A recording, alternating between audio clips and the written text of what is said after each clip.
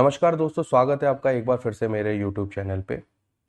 ये वीडियो दोस्तों थोड़ी लंबी हो सकती है। इस वीडियो की लेंथ 1 घंटा 21 मिनट के आसपास हो सकती है, क्योंकि इस वीडियो के अंदर मैंने उन्हीं सारे पार्ट्स को कवर करा है जो पार्ट्स मैंने आपको करवाए थे। आपको सिर्फ एक काम करना है। आपको क्या काम करना है? आपको धैर्य बनाकर इस पूरी वीडियो को देखना है।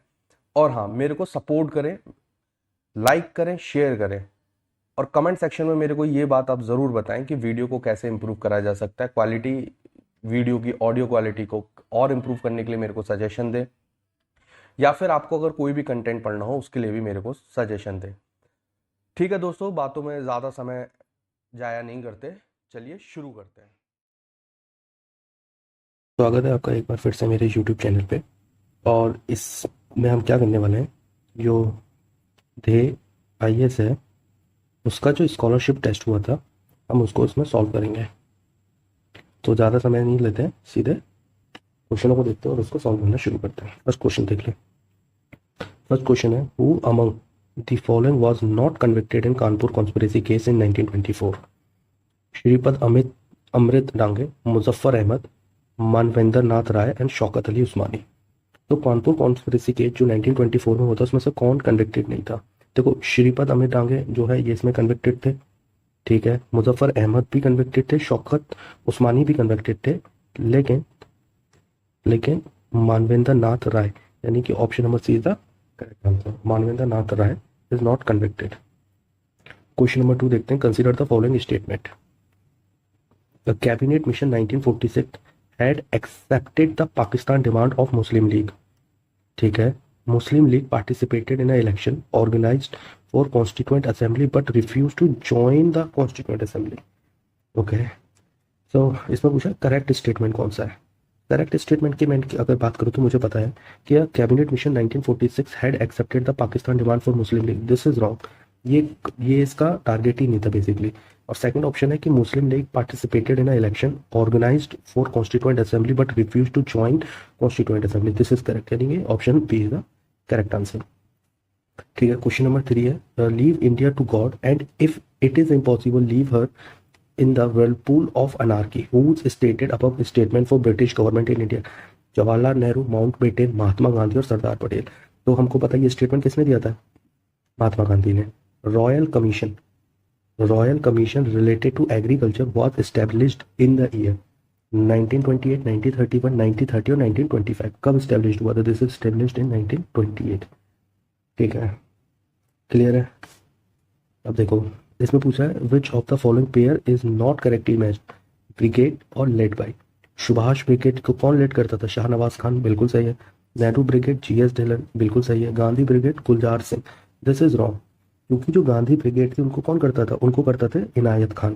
गांधी ब्रिगेड को कौन करते थे? उनको करते थे इनायत खान, ठीक है। और रानी झांसी रेजिमेंट लक्ष्मी सहगल, ये बहुत इंपॉर्टेंट है, ठीक है। क्लियर है क्वेश्चन नंबर 5? ठीक है, let's see question number 6। Question number 6 देखते हैं। इन 1832 the publication of weekly newspaper दर्पण वाज स्टार्टेड बाय। किसने शुरू किया था? ज्योतिबा फूले, गोपाल हरि देशमुख, बाल शास्त्री जंभेकर, विष्णु शास्त्री पंडित। तो करेक्ट आंसर क्या है इसका? इसका करेक्ट आंसर है C, Bal Shastri Jambhekar is the correct answer. किसने शुरू किया था? बाल शास्त्री जंभेकर ने। क्लियर है। Arrange the following war in chronological order, बहुत इंपॉर्टेंट क्वेश्चन है। RO हो गया, और या फिर आपका UPPCS हो गया, उसका प्री हो गया, उसमें इस तरीके के क्वेश्चन बहुत मिल जाते हैं, तो ये आपको हमेशा याद होना बहुत ज़रूरी है, ठीक है। तो इसमें पूछा है first Anglo Mysore war. First Anglo Mysore war कब हुआ था? फर्स्ट एंग्लो मैसूर वॉर हुआ था 1766 टू 1769 में। फिर है फर्स्ट एंग्लो सिख वॉर और फर्स्ट एंग्लो मराठा वॉर। पहले तो ये पता होना चाहिए कि इसमें से फर्स्ट कौन, इन दोनों क्रोनोलॉजी के अकॉर्डिंग पहला कौन सा हुआ है। तो फर्स्ट एंग्लो मराठा वॉर पहले हुआ है, और ये कब हुआ है? ये हुआ है 1775 टू 1782 में। और फर्स्ट एंग्लो सिख वॉर कब हुआ था? फर्स्ट एंग्लो सिख वॉर हुआ है 1845 टू 1846 में। एक बार डेट और आप लोग चेक कर लेना, मैं तो इसको हाईलाइट कर देता हूँ ताकि आपको ईजी विजिबल हो जाए, ठीक है। क्लियर है।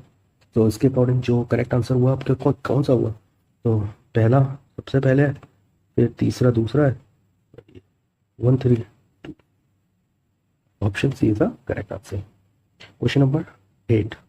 विच magazine was used by Raja Ram Mohan Roy, ठीक है, to protest the practice of sati. कौन सी मैगजीन यूज करते थे? मिरात उल अकबर, ब्रह्मनिकल मैगजीन, संवाद कुमुदी और अमृत बाजार। तो बताओ इसका करेक्ट आंसर क्या होगा? इसका करेक्ट आंसर है संवाद कुमुदी, यानी option C is the correct answer. Which one of the following pair is not correctly matched, ठीक है, वायरस, नॉन सेलुलर, बिल्कुल सही है, prion, protein plus nucleic acid, nucleic acid नहीं होता इसमें, सो दिस इज रॉन्ग, ये सही है। प्रोटोप्लाज्मा बायोलॉजिकल एक्टिविटीज है, और mitochondria production of ATP, this is also correct. Chlorophyll is found in which of the following, ठीक है, फंजाई, फंजाई में क्लोरोफिल नहीं होता, बैक्टीरिया में होता ही नहीं है। इक्यूलेनिया में क्लोरोफिल होता है, टोटली पैरासाइटिक प्लांट में भी नहीं होता, so option C is the correct answer. Protein digestion begin from oral cavity, oral cavity से प्रोटीन डाइजेशन बिगन नहीं होता, स्टमक से होता है, यानी option B is the correct, और पैनक्रियाज से भी नहीं होता, और एसोफेगस से भी नहीं होता, so protein digestion begin from stomach. Clear है? ठीक है, नेक्स्ट देखते हैं क्वेश्चन नंबर 12। दोस्तों ऐसा हो सकता है कि आपको ये वीडियो थोड़ा पार्ट्स में मिले, क्योंकि लेंथी वीडियो बनाने में मेरे को टाइम भी लग जाता है थोड़ा सा, और प्रॉब्लम भी है, तो आप बस वो सारे पार्ट देखें और आपका सारा पेपर कंप्लीट हो जाएगा, ठीक है। तो अभी हम देखने वाले हैं question number 12।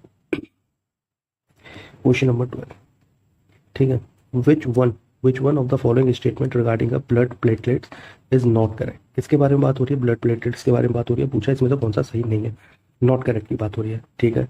It is also called a thromboid, ठीक है, nucleus is absent in it, बिल्कुल सही है। It is found in the blood of all humans and animals, this is wrong, क्योंकि blood platelets are only found in humans. These form a blood clot, ये भी सही है। तो पूछा था नॉट करेक्ट, तो सी इज द करेक्ट आंसर हो जाएगा इसका, ठीक है। हाँ, असर्शन दे रखा है, रीजन दे रखा है। There is a provision for the appointment of acting chief, there is a provision for appointment of the active chief justice in the supreme court under article 126, ठीक है। रीजन क्या दे रखा है? It is mandatory of president to consult the law minister regarding the appointment of the acting chief justice, ठीक है। तो assertion, तो ऑप्शन देख लेते हैं, both A and are are correct and R is the correct explanation. पहले तो आप ये समझो कि इसका क्वेश्चन जो है इसमें से सही असर्शन सही है, रीजन सही है। अगर इसका असर्शन सही है, क्या रीजन इसको जस्टिफाई करता है या नहीं करता है? तो क्वेश्चन देखा हमने कि there is a provision for appointment of acting chief justice in the supreme court under article 126, किसके अंदर? Under article 126। देखो असर्शन तो बिल्कुल ठीक है, ठीक है, इस तरीके का प्रोविजन है। It is mandatory for president, तो ये मैंडेटरी नहीं है। It is mandatory of president for consult the law minister regarding the appointment of acting chief justice, तो ये बिल्कुल मैंडेटरी नहीं है, तो रीजन इसका सही नहीं है। I think C is the correct. Question number 14 देखते हैं, which language is included in the 8th schedule of our constitution. Bhojpuri, English, Nepali और राजस्थानी। कह रहा है कौन सी लैंग्वेज जो है वो इंक्लूड है 8th schedule of our constitution में, कौन सी लैंग्वेज जो है इसमें इंक्लूड है? सो नेपाली जो है ना, surprisingly included in the 8th schedule of our constitution language. There are 22 regional languages mentioned in the 8th schedule of Indian constitution. कितनी? 22 regional languages mentioned in 8th schedule में. Initially there were 14 languages in this schedule. These include कौन कौन सी है? असमी, बंगाली, गुजराती, हिंदी, कन्नड़, कश्मीरी, कोंकणी, मलयालम, मैनपुरी, मराठी, नेपाली, उड़िया, पंजाबी, संस्कृत, सिंधी, तमिल, तेलुगु, उर्दू, डोगरी, बोडो, मैथिली और संतली। ये चीज़ों को ध्यान रखना, और ये रखना जो सिंधी लैंग्वेज है ना, Sindhi was added by the 21st constitution amendment 1967, ठीक है। तो उसको थोड़ा ध्यान रखना, और भी सबके शेड्यूल्स है उनको देखते रहना। क्वेश्चन नंबर 15 देखते हैं, consider the following statement. Under article 265 some taxes can also be imposed through executive or administrative orders. Okay, those subjects which are neither mentioned in the union list nor in the state list are taxed by the central government. अब पूछा क्या है इसमें, चीज याद रहे, incorrect statement पूछा है, ठीक है। तो इनकरेक्ट स्टेटमेंट पूछा है। क्वेश्चन को आप चाहो तो दोबारा पढ़ लो कि under article 265 some taxes can also be imposed through executive और एडमिनिस्ट्रेटिव ऑर्डर। एग्जीक्यूटिव नहीं है यहाँ पे, मेरे ख्याल से लेजिस्लेशन है, ये आप एक बार देख लेना। तो स्टेटमेंट 1 जो है वो इनकरेक्ट है। और those subject which are neither mention in the union list nor in the state list are taxed by the central government, this is correct, यानी option number 2 is the correct answer. 15 हो गया। Let's see question number 19, the incorrect statement regarding a money bill. बहुत important question है। देखो money bill जैसे topic ऐसे हैं जो हर साल एग्जाम में पूछे ही जाते हैं, तो आपको ये क्लियर होना चाहिए, ठीक है। करते हैं। सो क्वेश्चन नंबर 16 है the incorrect statement regarding a money bill. कह रहा है जो इनकरेक्ट स्टेटमेंट बताना है मेरे को किसके बारे में, मनी बिल के बारे में। Okay, only the subject specified in article 110 are covered in the money bill. This is correct. Money bill cannot be introduced in Rajya Sabha. This is also correct. Every money bill is a financial bill. Every money bill is a financial bill. Yes, every money bill is a financial bill. The president can return the money bill for reconsideration. This is wrong. The president cannot return the money bill for reconsideration. ये आपको remember हमेशा याद रखना है. Question number 17. Consider the following statement. Parliament has the right to create or abolish the legislative council in the state under Article 169. This is correct. For this, the Parliament require a constitutional amendment. ये तो वैसे ही wrong है, पूछा क्या इसमें, correct पूछा, तो correct क्या हो गया, option A is the correct answer. Question number 18 देखते हैं। The incorrect statement in the context of president rule article 356 is, बोला इनकरेक्ट स्टेटमेंट बताना है रिगार्डिंग अ प्रेसिडेंट रूल जो कि आर्टिकल 356 के अंदर मेंशन है। Its proclamation is made on the basis of failure of the constitutional machinery in the state. Okay. Under this, the proclamation, अच्छा correct incorrect बताना है, तो ये स्टेटमेंट आपका करेक्ट है, याद रखना। Under this, the proclamation is required to be approved by the parliament within 2 months. This is also correct. Under this, the proclamation can be extended indefinitely by reapproving it on every 6 month। और देखो indefinitely period नहीं है, option number C is wrong. The proclamation of a president rule is approved by the simple majority of the parliament. This is correct. तो correct answer क्या हो जाएगा इसका, correct answer हो जाएगा option number 6। Let's see question number 19। Advisory jurisdiction of supreme court includes, जो advisory होती है ज्यूरिडिक्शन ऑफ सुप्रीम कोर्ट, वो क्या इंक्लूड करा हुआ है, ठीक है। To give a advice to the prime minister in all constitutional matter, this is wrong. To give a advice to the prime minister in legal matter, this is also wrong. To give advice to president in legal and factual matter for a public interest, this is correct. So correct answer क्या हो जाएगा, correct answer हो जाएगा to give a advice to president in a legal and factual matter of public interest. Clear है यहाँ तक, question number 19 clear है। Let's see question number 20। Okay, question number 20 ये रहा आपका। Choose the correct statement regarding article 136 of the constitution. 136 के regarding का जो करेक्ट स्टेटमेंट मुझे चूज करना है। It is related to a special permission, this is correct. The provision for appeal in supreme court has been made by it, this is also correct. The supreme court itself grant a permission to appeal at its discretion, this is also correct. All the statement are correct, this is correct। तो correct answer क्या हो जाएगा, option number D is the correct answer. Let's see question number 21।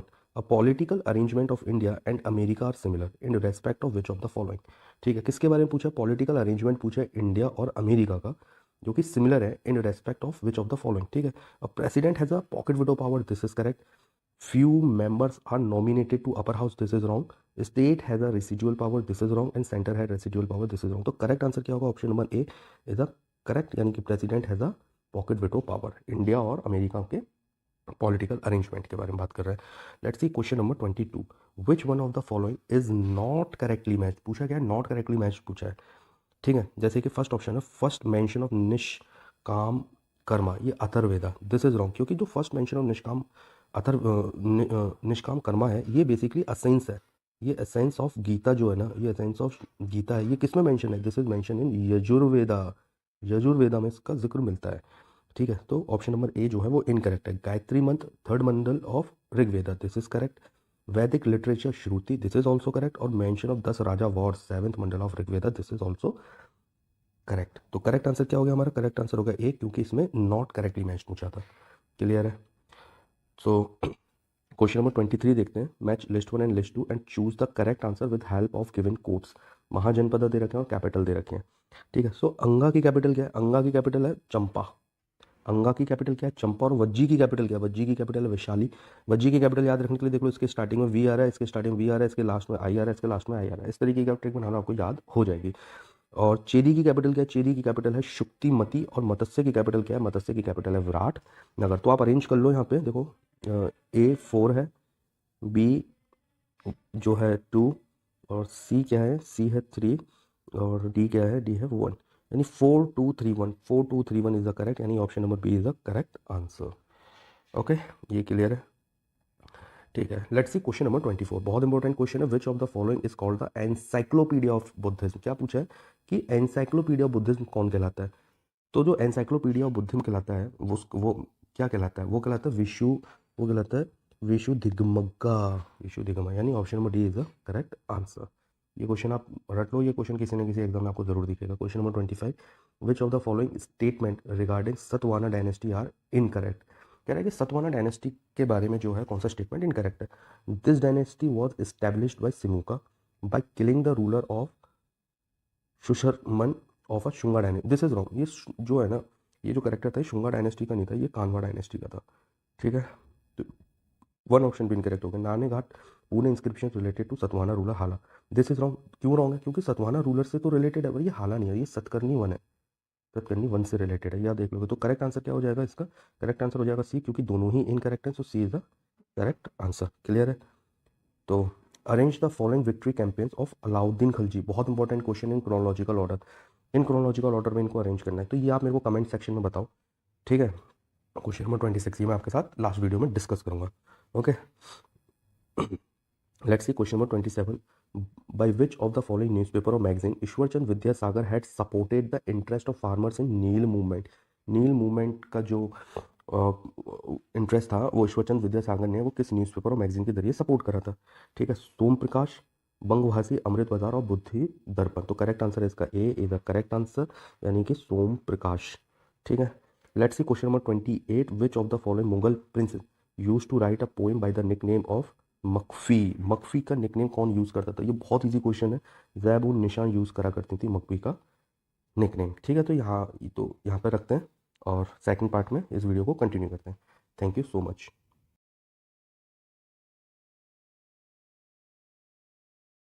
एक बार फिर से मेरे YouTube channel पे। तो क्वेश्चन नंबर 28 तक हम लोग कर चुके थे और ये हमारा कौन सा है? ये हमारा पार्ट 3 है। ठीक है, तो मैंने क्वेश्चन नंबर 26 दिया था, मैंने बोला था इसे कमेंट सेक्शन में बताना है इसका सही ऑर्डर क्या होगा। तो ये हम देख लेते हैं, लेट्स सी। तो इसमें पूछा था अलाउद्दीन खिलजी का क्रोनोलॉजिकल ऑर्डर पूछा था, किसका? विक्ट्री कैंपेन्स का। ठीक है, तो जो गुजरात विक्ट्री है, गुजरात विक्ट्री अलाउद्दीन खिलजी ने कब किया था? ये किया था 1297 में। गुजरात के बाद किया था रणथंभौर। रणथंभौर कब किया था? रणथंभौर की डेट थी 301 में। और फिर चित्तौर विक्ट्री कब हुई थी? चित्तौर हुआ था 303 में। और मालवा विक्ट्री कब थी? 305 में। ठीक है, तो इस हिसाब से इसका करेक्ट आंसर क्या हो जाएगा? Option number B 2143। ठीक है, तो ये जो हमारी पार्ट 2 वाली वीडियो थी उसके अंदर ही मैंने क्वेश्चन पूछा था। 28 तक मैंने करा दिया था। क्वेश्चन नंबर 29 से शुरू करते हैं। और कुछ दोस्तों का मेरे को सजेशन था कि वीडियो को थोड़ा, जैसे जो क्वेश्चन है उनको थोड़ा एक्सप्लेन भी किया जाए। प्रॉब्लम क्या है कि जो स्टेट सर्विस के एग्ज़ाम है, जो स्टेट सर्विस के जो एग्ज़ाम है, तो उसमें ज़्यादातर क्या होता है, फैक्ट बेस्ड क्वेश्चन होता है। और फैक्ट बेस्ड क्वेश्चन में मुझे नहीं लगता कि इतना ज़्यादा एक्सप्लेनेशन की ज़रूरत पड़ती है। लेकिन फिर भी अगर किसी भी क्वेश्चन में मुझे लगता है कि इस क्वेश्चन के अंदर एक्सप्लेनेशन होना ज़रूरी है, तो मैं डेफिनेटली वो इंप्रूव करने की कोशिश करूँगा। ठीक है, चलिए शुरू करते हैं क्वेश्चन नंबर 29 से, ज़्यादा टाइम ना लेते हुए। ठीक है, तो क्वेश्चन नंबर 29 क्या है? विच one of the following pair is not correctly matched. Not correctly matched, ये जो हम टेस्ट सीरीज सॉल्व कर रहे हैं ध्येय आईएएस का स्कॉलरशिप टेस्ट है। मुझे इस टेस्ट की सबसे अच्छी बात ये लगती है कि जो पेपर की सटीकता है, जिस तरीके से क्वेश्चनों का जो चुनाव है वो बिल्कुल उसी तरीके से है जो यूपी पीसीएस और आरओ के पेपरों में पूछा जाता है। आरओ के एग्जाम्स में जो क्वेश्चन पूछा जाता है, तो उसी तरीके से इन लोगों ने डिज़ाइन करा है, जो कि मुझे बहुत पसंद आया है। आप लोग भी चाहो तो उसको परचेज कर सकते हो। ठीक है, फिलहाल तो हम लोग क्वेश्चन नंबर 29 डिस्कस कर रहे थे। नॉट करेक्टली मैच पूछा है इसमें से। यहाँ रूलर दे रखे हैं और ग्रीक एम्बेसडर्स दे रखे हैं। ठीक है, तो चंद्रगुप्त मौर्य के टाइम पे मैगस्थनीज आया था, बिल्कुल सही है। बिंदुसार के टाइम पे डेमिकस आया था, ये भी बिल्कुल सही है। और अशोका के टाइम पे डायनोसियस आया था, ये भी बिल्कुल सही है। और चंद्रगुप्ता के टाइम पे हेलोडोरस आया था, दिस इज रॉन्ग। हेलोडोरस जो था बेसिकली ये किसके टाइम पे आया है? हेलोडोरस जो है ये शुंगा रूलर जो थे, शुंगा रूलर थे, क्या नाम था उनका? उनका नाम था भागभद्र। जो भागभद्र था उनके टाइम पे आया है। और हेलोडोरस ने ही गरुड़ पिलर है किसके, कहाँ पर है ये बेसनगर में है। बेसनगर में। और किसके ऑनर में इसे बनवाया गया था? ये आप मेरे को कमेंट सेक्शन में बताओ। ठीक है, चलो एक सेकेंड मैं इसको इरेज कर दूँ।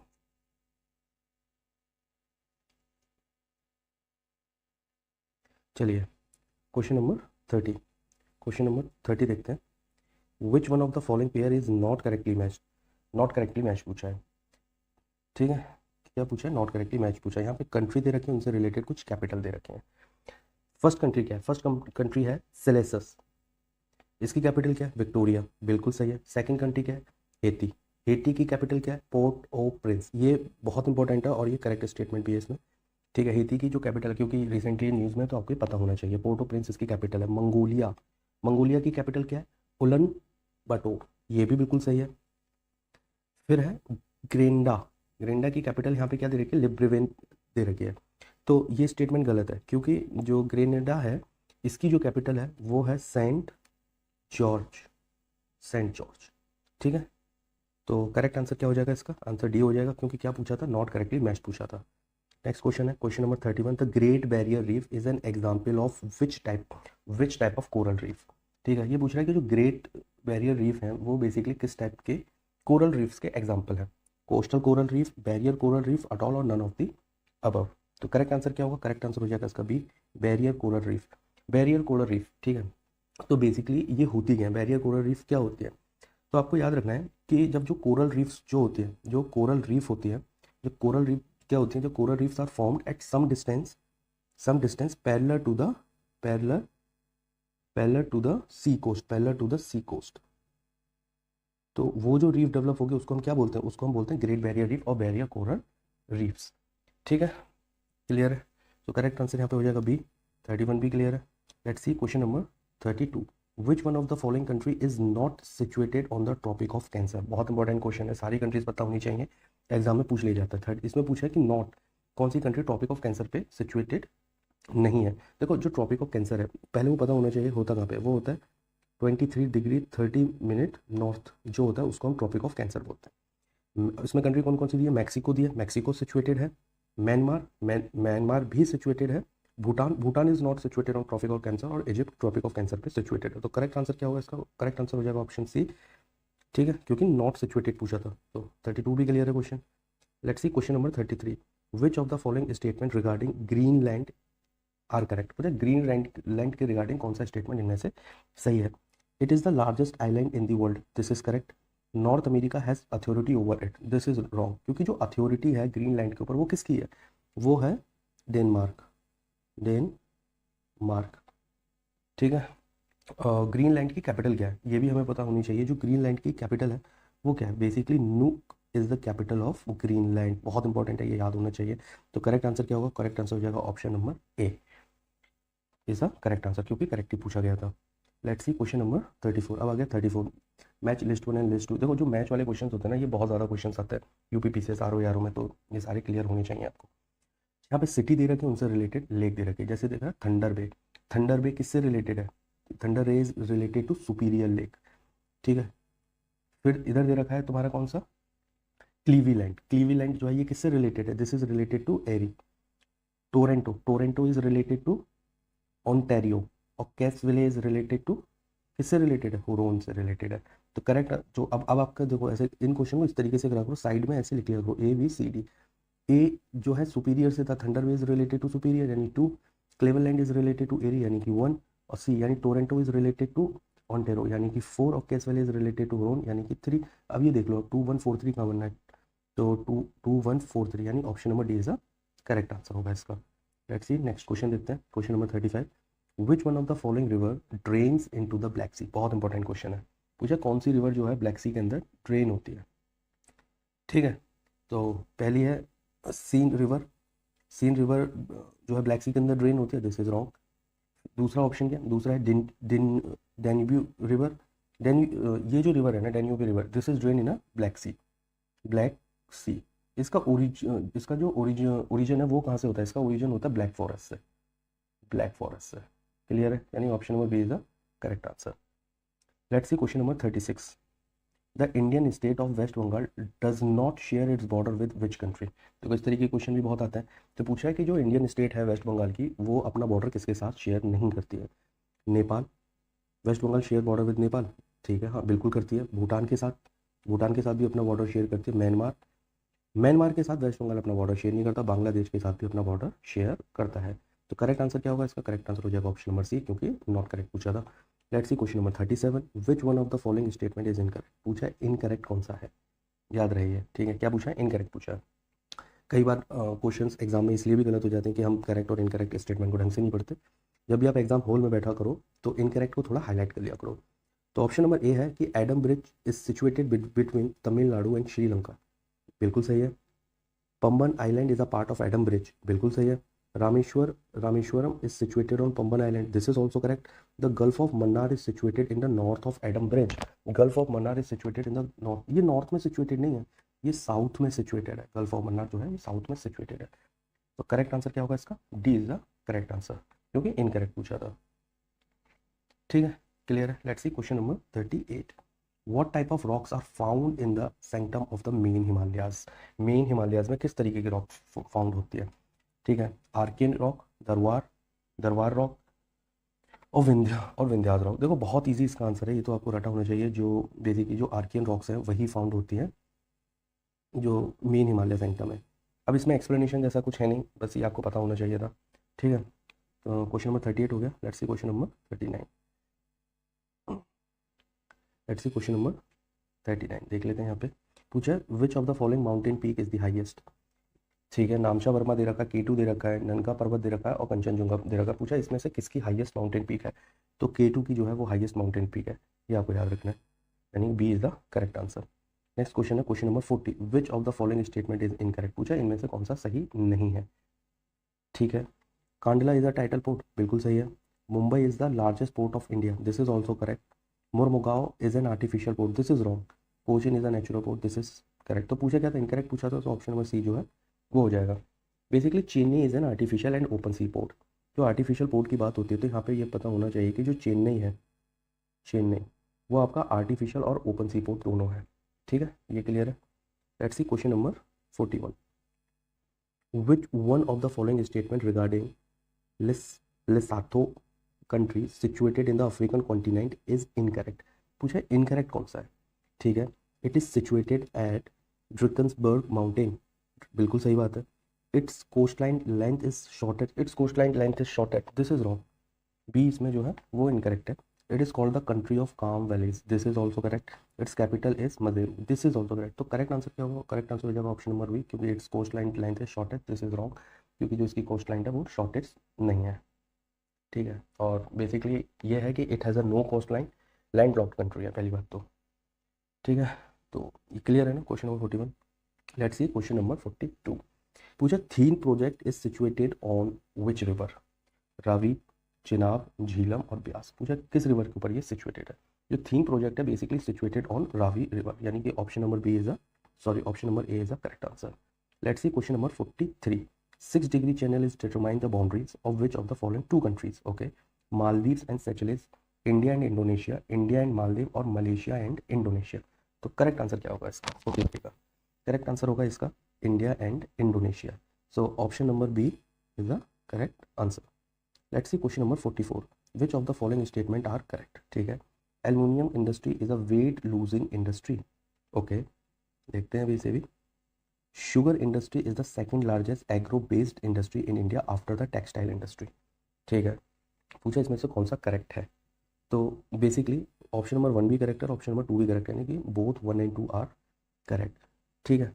Those industry which suffer a weight loss decrease during the manufacturing process are called weight losing industry, ठीक है। तो जो वेट लूजिंग इंडस्ट्री होती है मैन्युफैक्चरिंग के टाइम पे क्या होता है कि इनका जो वेट होता है वो बेसिकली लूज हो जाता है, ठीक है। फॉर एग्जाम्पल जैसे कि आयरन स्टील इंडस्ट्री, कौन कौन सी होगी, iron steel industry, aluminium industry, paper industry and sugar industry etcetera.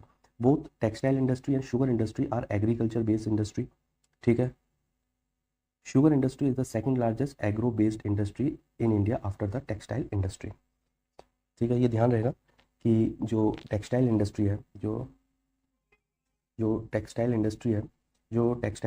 है और जो शुगर इंडस्ट्री है दोनों ही क्या है, एग्रीकल्चर बेस्ड इंडस्ट्री है, एग्रीकल्चर बेस्ड इंडस्ट्रीज है, ठीक है। ये क्लियर रहेगा। चलो नेक्स्ट देखते हैं। अब एक्सप्लेनेशन में थोड़ा टाइम भी लगता है, इसलिए मैं थोड़ा अवॉइड भी करने की कोशिश करता हूँ, क्योंकि फैक्चुअल इन्फॉर्मेशन ज़्यादा होती है, लेकिन खैर जहाँ पे मेरे को लगेगा कि मेरे को एक्सप्लेन करना चाहिए मैं डेफिनेटली वहाँ पे एक्सप्लेन करूँगा। 44 का option C is a correct answer. Let's see question number 45। Match list 1 and list 2 पूछा है, यहाँ प्रोजेक्ट दे रखा है, उनसे रिलेटेड स्टेट दे रखी है। ठीक है, तो फर्स्ट है Machkund. Machkund is related to Andhra Pradesh. Second है Chamera, Chamera is related to Himachal Pradesh. फिर है Salal, Salal is related to what, Jammu and Kashmir का प्रोजेक्ट है ये। टनकपुर प्रोजेक्ट कहाँ का है, टनकपुर प्रोजेक्ट आपका उत्तराखंड का है। तो करेक्ट आंसर क्या होगा इसका, करेक्ट आंसर होगा ऑप्शन नंबर डी, यानी कि 3124 is a correct answer. Let's see question number 46। Which one of the following is not correctly matched, पूछा कौन सा करेक्टली मैच नहीं है, कौन सा करेक्टली मैच नहीं है। ऑप्शन नंबर ए है primary producer autotrophic, okay.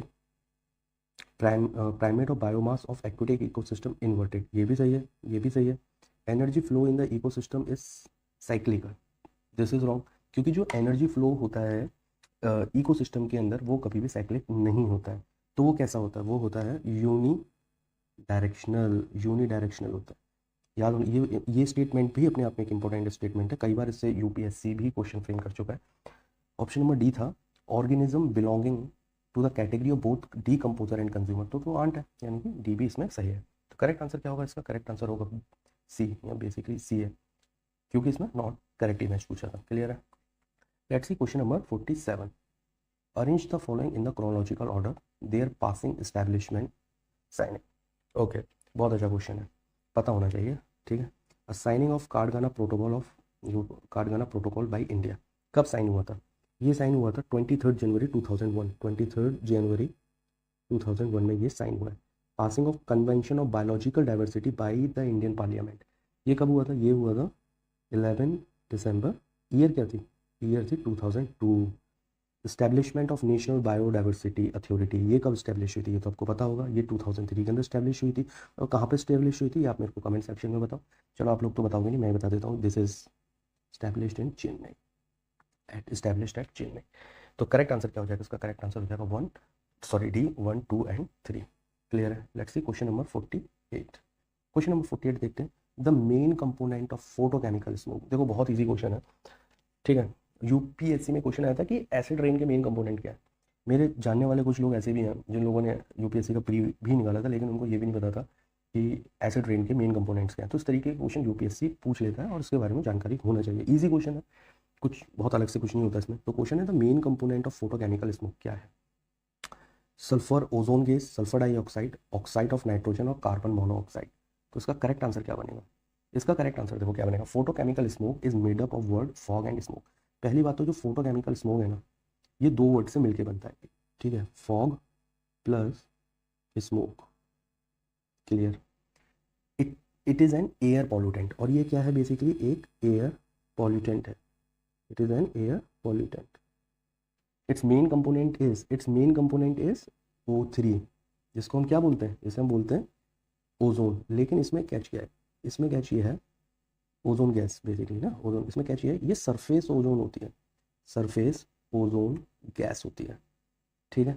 When this gas is found near the ground in troposphere, जब ये गैस जो है आपके near the ground of troposphere जब ये फाउंड होती है, इसी को हम बोलते हैं फोटोकेमिकल स्मोक, और ये एक्ट करता है as a pollutant, it act as an pollutant.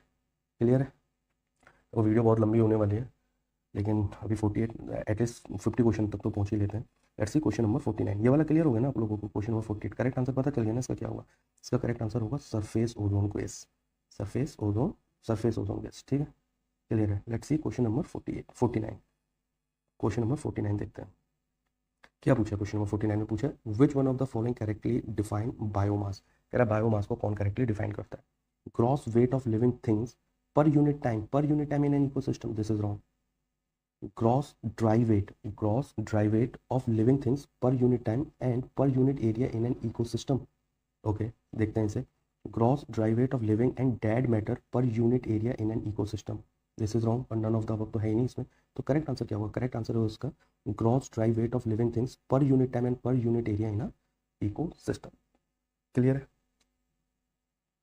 ठीक है। तो option number B is a correct answer. Let's see question number 50, बहुत इंपॉर्टेंट क्वेश्चन है। मैन एंड बायोस्फीयर रिजर्व, जैसे हम शॉर्ट में क्या बोलते हैं, शॉर्ट में क्या बोलते हैं, map. Man and biosphere reserve is a program started by, date भी नहीं पूछी, बस ये पूछा कि प्रोग्राम किसने स्टार्ट किया था। IUCN, यूनेस्को, UNDP और IPCC। तो किसने इस्टेब्लिश किया था ये स्टार्ट किया था यूनेस्को ने। किस ईयर में शुरू किया था? दिस इज स्टार्टेड इन बताओ, मैं बता देता हूँ, 1971 में ये शुरू किया गया था। किस में शुरू किया गया ये? दिस इज स्टार्टेड इन 1971 में ये शुरू हुआ था।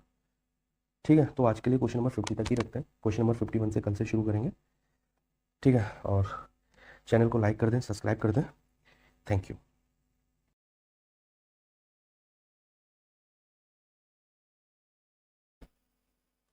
नमस्कार दोस्तों, स्वागत है आपका एक बार फिर से मेरे YouTube चैनल पे। तो इससे पहले मैंने इस पार्ट की वीडियो अपलोड करी थी, लेकिन उसके अंदर वीडियो क्वालिटी काफ़ी ख़राब हुई है, तो मैंने उसे सुधारने की कोशिश करी है। तो प्लीज़ आप इस वीडियो को लाइक करो और शेयर करना। चलिए क्वेश्चन नंबर 51 से शुरू करते हैं फिर से। चलिए शुरू करते हैं। Who decide whether a member of parliament suffer from any disability mentioned in article 102? ठीक है, Lok Sabha speaker, Rajya Sabha chairman, election commission और प्रेसिडेंट। करेक्ट आंसर क्या होगा इसका? President is a correct answer.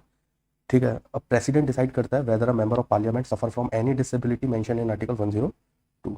Let's see question number 52। इससे पहले वाली जो वीडियो थी उसके अंदर क्या हुआ था, उस वीडियो को मैंने पोर्ट्रेट मोड में शूट किया था। तो पोर्ट्रेट मोड में शूट होने के बाद जो यूट्यूब का जो रेशो है, जो वीडियो का रेशो होना चाहिए, वो प्रॉपर मैनेज नहीं हो पाया था।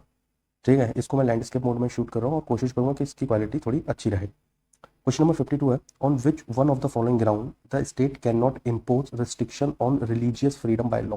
रिलीजियस फ्रीडम जो फंडामेंटल राइट है, बेसिकली किस आर्टिकल के अंदर मेंशन है? ये मेंशन है आर्टिकल नंबर 25। एक चीज़ और याद रखना, जो रिलीजियस फ्रीडम है ना, वो एब्सोल्यूट नहीं है। ऑप्शन क्या दे रखा है? ऑप्शन दे रखा है public order, health, human dignity और मोरालिटी। करेक्ट आंसर क्या होगा? करेक्ट आंसर होगा option number C is the correct, human dignity. Let's see question number 53। और इस वाले में मैं थोड़ा जल्दी पढ़ाने की कोशिश कर रहा हूँ, मेरी स्पीड थोड़ी तेज है, क्योंकि इस वीडियो को मैं 2 बार शूट कर चुका हूँ, दोनों बार ये वीडियो अच्छे से शूट नहीं हुई है, तो इसीलिए। Let's see question number 53। Which one of the following statement regarding the National Commission for Backward Classes is incorrect? क्या पूछा है? इनकरेक्ट पूछा है। It consist of chairman, vice chairman and 3 other members, बिल्कुल सही है। It is a statutory body, this is wrong. Their condition of service are determined by president, this is also correct.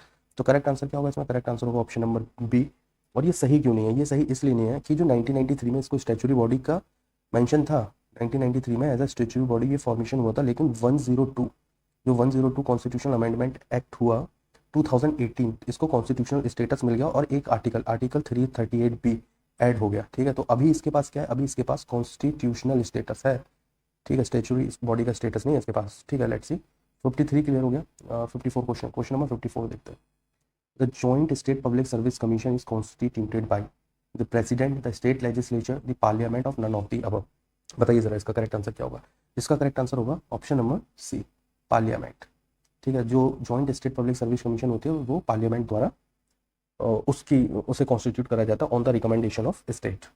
ठीक है, let's see question number 55। The function of SEBI include a regulation of trading of stock exchanges and any other security market, correct. To stop the inside trading of security, this is also correct. Abolishing unfair business behavior related with the security market, ये भी सही है। All of the above, सारी statement सही है। तो answer क्या होगा इसका? आंसर नंबर डी होगा इसका। All of the given statement about the CB is correct. Let's see question number 56। which of the following matter is bad conductor of electricity but good conductor of temperature? okay, asbestos, celluloid, pen, spec and mica. तो ये तो आपने NCERTs में भी पढ़ा होगा कई बार। तो बैड कंडक्टर ऑफ इलेक्ट्रिसिटी और गुड कंडक्टर ऑफ टेम्परेचर की बात करता है तो क्या होता है? वो माइका होता है। Option number D is the correct answer.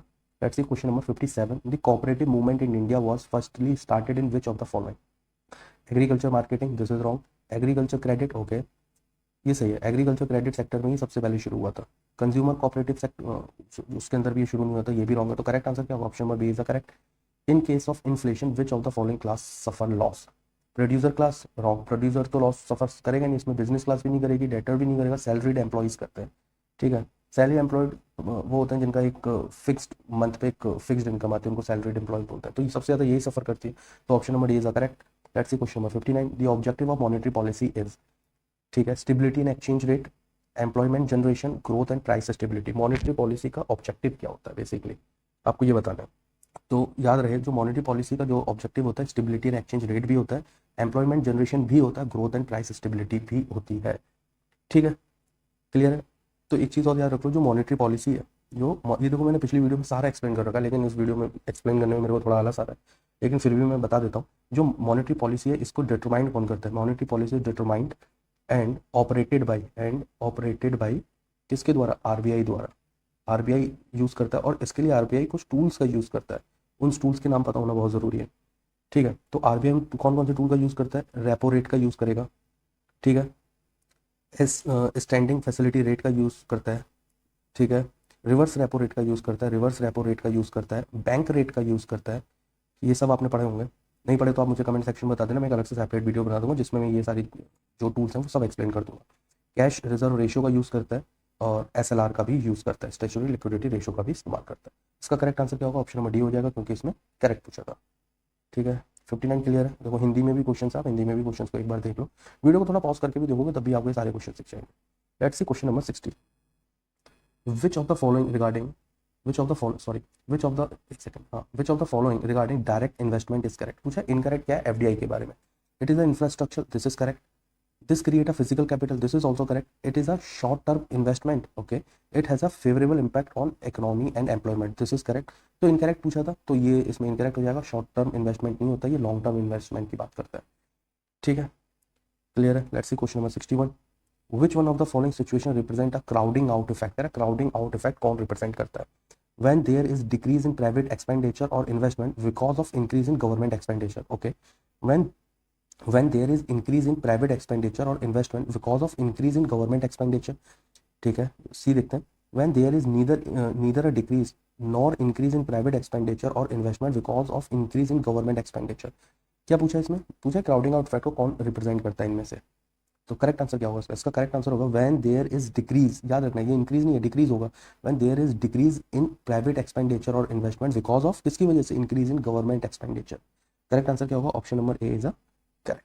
बाकी के रॉन्ग स्टेटमेंट्स हैं। ठीक है, let's see question number 62। Which of the following statement are correct? ठीक है, the censorship of press act 1799 was passed by Lord Wellesley in 1799 to control newspaper. Okay.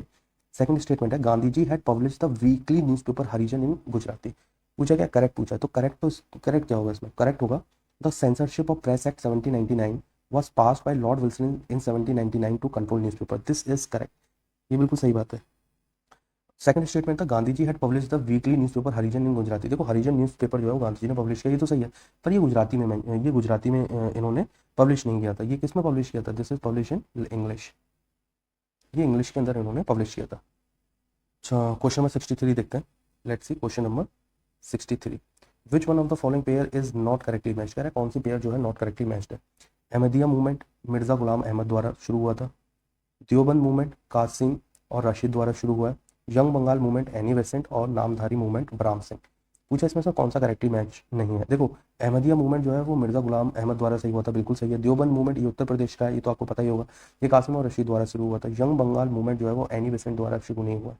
Young Bengal movement जो है वो किसने शुरू किया था? वो आप मुझे कमेंट सेक्शन में बताना, ये स्टेटमेंट गलत है। और नामधारी मूवमेंट राम सिंह ने शुरू किया, ये बिल्कुल सही है। ठीक है, लेट्स सी क्वेश्चन नंबर 63 हो गया। क्वेश्चन नंबर 64 देखते हैं। विच one of the following event happened in the last? कह रहा है लास्ट में कौन सा इवेंट हुआ था। ठीक है, तो इसको देख लेते हैं। फाउंडेशन ऑफ कृषक प्रजा पार्टी दे रखी है, बरदोली सत्याग्रह दे रखा है, foundation of All India Trade Union Congress दे रखी है, और foundation of Indian Home Rule Society दे रखी है। तो इनका इसकी डेट जो है ना, इसकी डेट्स पता होना बहुत जरूरी है। तो कृषक प्रजा पार्टी कब आई थी? कृषक प्रजा पार्टी आई थी 1929 एडी में, 1929 एडी। बरदोली सत्याग्रह कब हुआ? बरदोली सत्याग्रह 1928 में हुआ है। Foundation of All India Trade Union Congress ये कब फाउंड हुआ था? ये फाउंड हुआ था 1920 में। और foundation of Indian Home Rule society ये तो आपको पता ही होगा, तो कई बार एग्जाम में आ भी चुका है। तो ये कब फाउंड हुई थी? ये फाउंड हुई थी 1905 में। पूछा क्या था? पूछा था लास्ट में क्या आया था? लास्ट में आया था फाउंडेशन ऑफ कृषक प्रजा पार्टी। क्लियर है? सो क्वेश्चन नंबर 64 क्लियर है। जो फाउंडेशन ऑफ कृषक प्रजा पार्टी है वो 1929 में हुआ था, और उससे पूछा था लास्ट में क्या हुआ? 1929 में यही हुआ। Let's see question number 65। In which session of Congress the word national was added to the name of Congress? ये तो देखो पीवाईक्यू का क्वेश्चन है, ये तो आपको पता होना चाहिए। Kolkata session 1920, Nagpur session 1891, Amritsar session 1919 और लाहौर सेशन 1929। करेक्ट आंसर क्या होगा? करेक्ट आंसर होगा इसका नागपुर सेशन 1899 1891। ठीक है, प्रिसाइड किसने किया था? मतलब प्रेसिडेंट कौन थे इसके 65? बताओ भाई। इसके प्रेसिडेंट थे पी आनंद चार्लो। इसके प्रेसिडेंट। क्लियर है? Let's see question number 66। Match list 1 and list 2 दे रखा है, choose the correct answer from the code giving below. ये तो पीवाईक्यू का ही क्वेश्चन है, तो पीवाईक्यू में आपने कई बार इस क्वेश्चन को करा हुआ। तो ना अगस्त ऑफर, अगस्त ऑफर कब आया था? अगस्त ऑफर आया था 1940 में अगस्त ऑफर आया। डायरेक्ट एक्शन डे कब आया था? डायरेक्ट एक्शन डे था 1946। अगस्त डिक्लेरेशन कब हुआ है? अगस्त डिक्लेरेशन हुआ है 1917, अगस्त डिक्लेरेशन ऑन 1917। और कम्युनल अवार्ड कब आया था? 1932 में। तो करेक्ट आंसर क्या हो जाएगा? करेक्ट आंसर हो जाएगा इसका ऑप्शन नंबर डी 4312। आप मैच कर लेना इसे। Let's see question number 67। National statistical commission NSC was set up in the year 2018, 2010, 2005 और 2009। कब सेटअप हुआ था नेशनल स्टैटिकल कमीशन? क्या पूछा? नेशनल स्टैटिकल कमीशन जो है किस ईयर में सेटअप हुआ था? This is set up in 2005। So C is the correct answer. Let's see question number 68। If in an economy the workers are already to work at a prevailing wage rate but they do not get work even at that wage rate, such employment is called involuntary unemployment, disguised unemployment, frictional unemployment or none of the above. Correct answer क्या होगा इसका? Correct answer होगा involuntary unemployment. So option number A is correct. Let's see question number 69। Arrange the following scheme according to the chronological order of their year of starting. बहुत अच्छा क्वेश्चन है, ठीक है। तो ये कब कब शुरू हुई थी वो उसके अकॉर्डिंग हमें इसको अरेंज करना है, ठीक है। कौन कौन सी स्कीम दे रखी है? ये दे रखा है अमृत योजना, अटल पेंशन योजना, प्रधानमंत्री श्रम योगी मानधन योजना और सक्षम स्कीम। करेक्ट आंसर जो है इनको क्रोनोलॉजिकल ऑर्डर में शुरू करना है। तो सबसे पहले कौन सी हुई थी इनमें? सबसे पहले हुई थी अटल योजना, अटल पेंशन योजना। अटल पेंशन योजना कब आई थी? अटल पेंशन योजना आई थी 9 में और ईयर क्या था? 2015 था। इसको एक बार क्रॉस चेक और कर लेना आप लोग। और अमृत योजना कब आई थी? अमृत योजना आई थी 15 नवंबर 2015। प्रधानमंत्री श्रम योगी मानधन योजना ये कब आई थी? और सक्षम स्कीम कब आई थी? देखो सक्षम स्कीम जो थी ना वो आई थी 28 सितंबर 2016। और प्रधानमंत्री श्रम योगी मानधन योजना ये कब आई थी? ये आई थी 5 मार्च 2019 में। तो करेक्ट आंसर क्या हो जाएगा? करेक्ट आंसर हो जाएगा ऑप्शन नंबर डी 2143। आप चाहो तो इसको अरेंज करके देख लेना, यही आंसर ड्राइव होगा। क्लियर है? Let's see question number 70। Consider the following statement. Asia infrastructure investment bank was established on 25 December 2015. Okay, in this the voting right of each member have been determined not on the basis of shareholding but on the basis of size of their economy. Incorrect पूछा है इसमें से। तो देखो इस statement में ना कोई भी स्टेटमेंट इनकरेक्ट नहीं है, दोनों ही स्टेटमेंट बिल्कुल सही है। तो ऑप्शन नंबर डी जो है वो इनकरेक्ट हो जाएगा क्योंकि नीदर 1 और नॉट 2 दोनों ही स्टेटमेंट जो है एशिया इंफ्रास्ट्रक्चर इन्वेस्टमेंट बैंक के बारे में सही है। Let's see question number 71। On the recommendation of which of the following committees the establishment of regional rural bank was band in the year 1987। देखो रीजनल रूरल बैंक का establishment जो है किसकी रिकमेंडेशन पे शुरू हुआ था? एक तो ये आपको पता होना चाहिए। इसका जो था वो 1975 में on the recommendation of M Narasimhan committee ने दिया था। और इसको बैन करने की बात किसने करी थी? इसको बैन करने की बात करी थी विजय केलकर कमेटी, यानी option number B is the correct. 72। Which one of the following pair is mismatched? कह रहा कौन सी पेयर जो है वो मिसमैच है इसमें।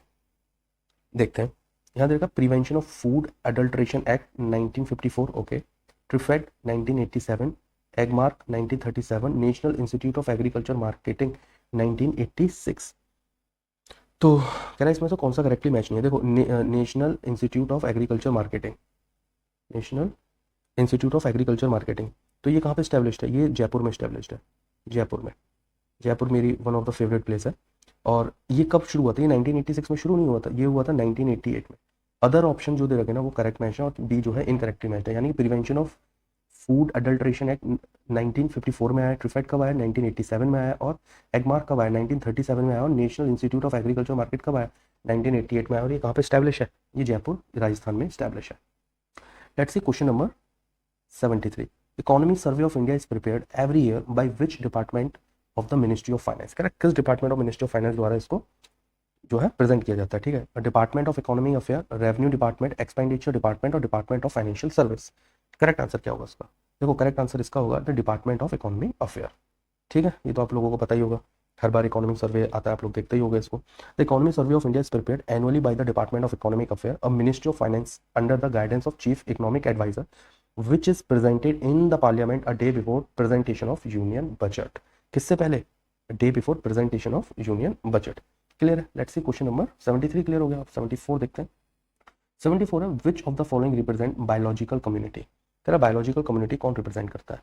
अ number and interaction of similar species in an area, a number and interaction of different species in an area, number and interaction of similar species in different areas and number and interaction of different species in different areas। Correct answer क्या हो जाएगा? किसके बारे में बात हो रही है? बायोलॉजिकल कम्युनिटी के बारे में बात हो रही है। तो a number and interaction of different species in an area, so option number B is the correct. तो करेक्ट आंसर क्या होगा? ऑप्शन नंबर बी जो है इसका करेक्ट आंसर निकल जाएगा 74 का। Okay, let's see question number 75। Which of the following pollutant is not a pollutant which persist in nature for a long term. Easy question है वैसे तो, और ये पीवाईक्यू का भी क्वेश्चन है, ठीक है।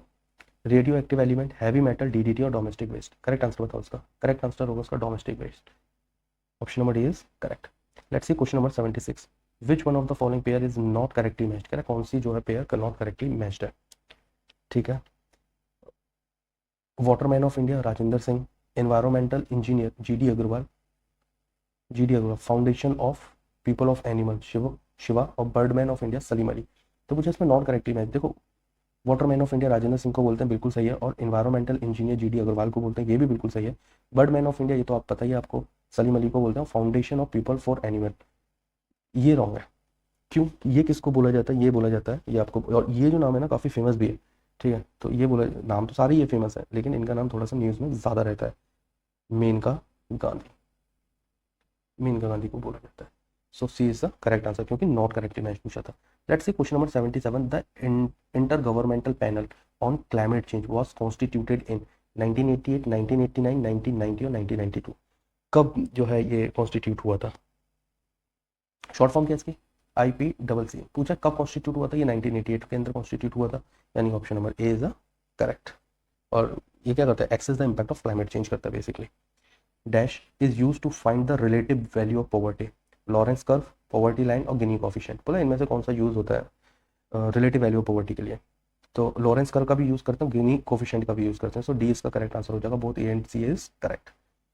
आगे बढ़ते हैं। 78 के बाद हम लोग करते हैं क्वेश्चन नंबर 79। तो कुछ तरीके के क्वेश्चन भी यूपीपीसीएस में काफ़ी पूछे जाते हैं।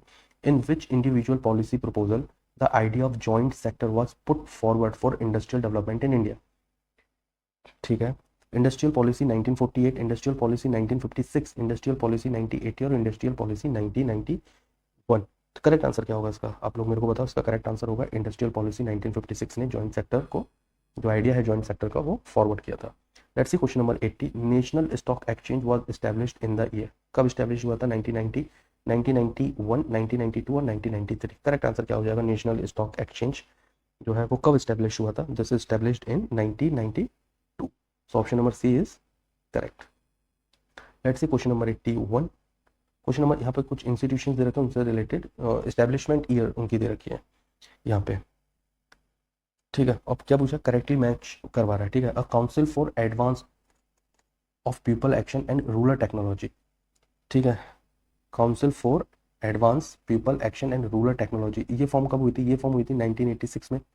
FRBM आप लोग मेरे को बताओ कब फॉर्म हुआ था? देखो, अब देखो, FRBM act was passed by the Lok Sabha in 2003 and notified in 2004। तो FRBM कब हुआ था? 2003 में। FEMA, foreign exchange management act, replaced फेरा इन जून 2000। और एक्सिम यानी कि export import bank of India was established in 1982। Correct answer क्या हो जाएगा इसका? करेक्ट आंसर हो जाएगा ऑप्शन नंबर डी। क्लियर है? Let's see question number 82। Question number 82, ठीक है। Goiporia committee is related to which one of the following. Correct, Goiporia committee जो है बेसिकली किससे रिलेटेड है? पहली बात तो ये एक चीज़ याद रख लो कि जो गोईपोरिया कमेटी है ये बैंक से रिलेटेड है कहीं ना कहीं, ठीक है। Goiporia committee, option number A देखते हैं। ऑप्शन नंबर ए देखते हैं, the improvement in customer service in bank. Okay, B देखते हैं, investigation of share scam. C, improving the financial structure of the country and D, small scale industry. तो Goiporia committee किससे related है? Improvement in customer service in bank. So option number A is correct. Let's see question number 83। ओरियार the capital of Cholas was famous for. देखो, ancient history का question है और ये PYQ के अंदर भी मेंशन था, तो आपको ये पता भी होगा कि ओरियार जो कैपिटल थी चोलाज की, वो किस लिए फेमस थी? Trading of silk, trading of cotton, gold coin और ट्रेडिंग ऑफ स्पाइस। तो करेक्ट आंसर क्या होगा इसका, आप लोग मेरे को बताओ। करेक्ट आंसर होगा इसका ट्रेडिंग ऑफ कॉटन। देखो जब भी आप इसका आंसर मेरे को दिया करो तो कमेंट सेक्शन में मेंशन किया करो, मैं सारे कमेंट को पढ़ता हूँ, ठीक है। सो ऑप्शन नंबर बी जो है वो करेक्ट होगा, trading of cotton. Let's see question number 84। यहाँ देखो मैच लिस्ट 1 एंड लिस्ट 2 दे रखा है और हड़प्पन साइट दे रखे हैं, उनसे रिलेटेड चीज़ें दे रखी है, कुछ सामग्री दे रखी है। जैसे मोहनजोदारो, मोहनजोदारो दे रखा है, लोथल दे रखा है, कालीबंगन दे रखा है, बनावली दे रखी है।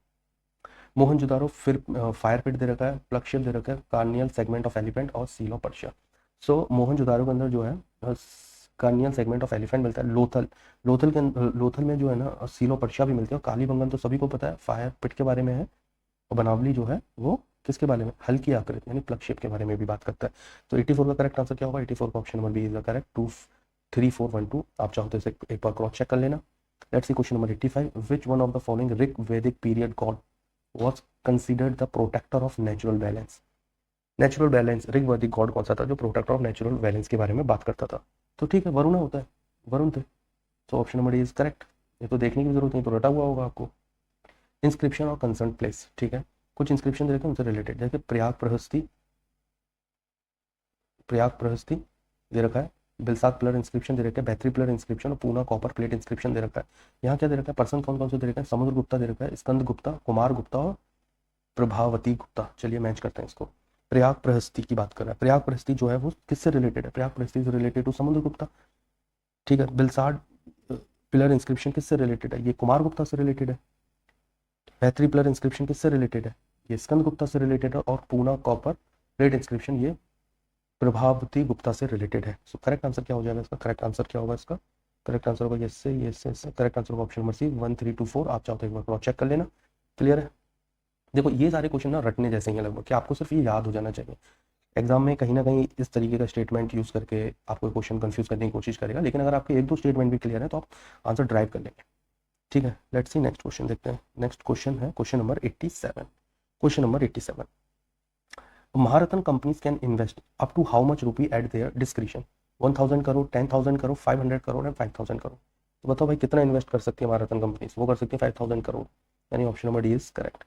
लेट्स सी क्वेश्चन नंबर 88 देखते हैं। According to India state of forest report 2021, the maximum mangrove forest in term of area found in Gujarat, West Bengal, Andaman and Nicobar and Andhra प्रदेश।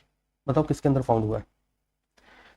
तो maximum mangrove forest in term of area found in, सभी को पता है, West Bengal, sorry कहाँ पे found हुआ है, West Bengal. So option number B is correct, option number B correct है। Let's see question number 89। देखो मिनरल दे रखा है, टॉप प्रोड्यूसिंग कंट्री दे रखी है, नेचुरल गैस, आयरन और गोल्ड एंड डायमंड। कंट्रीज कौन सी दी है, रशिया दिया है एक साइड पे, चाइना, ऑस्ट्रेलिया एंड अमेरिका, ठीक है। तो पूछा नेचुरल गैस का टॉप प्रोड्यूसिंग कंट्री कौन सी है, नेचुरल गैस में टॉप प्रोड्यूसिंग कंट्री है अमेरिका। आयरन ओर में टॉप प्रोड्यूसिंग कंट्री कौन सी है, आयरन ओर में टॉप प्रोड्यूसिंग कंट्री है ऑस्ट्रेलिया। गोल्ड के अंदर टॉप प्रोड्यूसिंग कंट्री कौन सी है, चाइना। और डायमंड के अंदर टॉप प्रोड्यूसिंग कंट्री कौन सी है, रशिया, ठीक है। करेक्ट आंसर क्या होगा इसका, करेक्ट आंसर होगा ऑप्शन नंबर सी 4 3 2 1। क्लियर है। लेट्स सी क्वेश्चन नंबर 90, ठीक है। देखो असर्शन दे रखा है, रीजन दे रखा है। इस बार आर के एग्जाम में असर्शन और रीजन की काफी नंबर ऑफ क्वेश्चंस मिले थे, ठीक है। तो क्या कंज्यूमर प्राइस इंडेक्स, सीपीआई की बात हो रही है। Consumer price index based measure of inflation is more comprehensive than whole price index based measure, WPI, ठीक है। रीजन क्या दे रखा है, in whole price index based measurement the change in price of service are not taken into account, ठीक है। सही बात है। देखो असर्शन भी ठीक है, रीजन भी सही है। तो असर्शन जो है रीजन को जस्टिफाई भी कर रहा है। Both A and R correct and R is the correct explanation of A. So option number A is the correct. Let's see question, next question देखते हैं। Question number 91। Which one of the following institution is generally intended to prohibit the use of quantitative restriction in trade? WTO, IDA, IMF और IFC। बताओ भाई कौन restrict करता है, ये restrict करता है WTO। Option number A is correct. Let's see question number 92। In which of the following economic survey the new chapter of sustainable development and climate change was added first time? कब add हुआ था, first time कब add हुआ था, 2009 and 10, 2008 and 9, 2011 and 12 and 2013 and 14। कब हुआ था first time add, बताओ। A new chapter of sustainable development and climate change was added for the first time in economic survey in 11 and 12। 11 और 12 के अंदर ये ऐड हुआ था, यानी option number C is correct. Let's see question number 93। Which one of the following pair is not correctly match. देखो place in Australia, लोगों को अपने जो है इंडिया के प्लेसेस के बारे में नहीं बताया, ऑस्ट्रेलिया के प्लेस के ऊपर क्वेश्चन पूछा है और रिलेटेड मिनरल्स दे रखे हैं, उससे उनसे रिलेटेड क्या दे रखे हैं, उनसे रिलेटेड कुछ मिनरल्स भी दे रखे हैं। ठीक है, Weipa, Broken Hill, Pilbara, Olympic Dam mine पूछा, नॉट करेक्टली मैच पूछा। Weipa is related to bauxite, ठीक है। Zinc and silver, Broken Hill is related to zinc silver and lead, सही है। Pilbara related to iron ore और Olympic Dam is related to gold. पूछा इसमें से कौन सा सही नहीं है, तो मुझे पता है कि जो ओलंपिक डैम माइन है ये गोल्ड से रिलेटेड नहीं है, दिस इज रॉन्ग। बाकी के जो दे रखे हैं ऑप्शन वो सारे सही हैं। क्यों रिलेटेड नहीं है गोल्ड से, तो ये ओलंपिक डैम माइन किससे रिलेटेड है, basically is related to uranium, ये यूरेनियम से रिलेटेड है। क्लियर है। Let's see question number 94, which of the following statement are correct. कह रहा कौन सा स्टेटमेंट जो है सही है।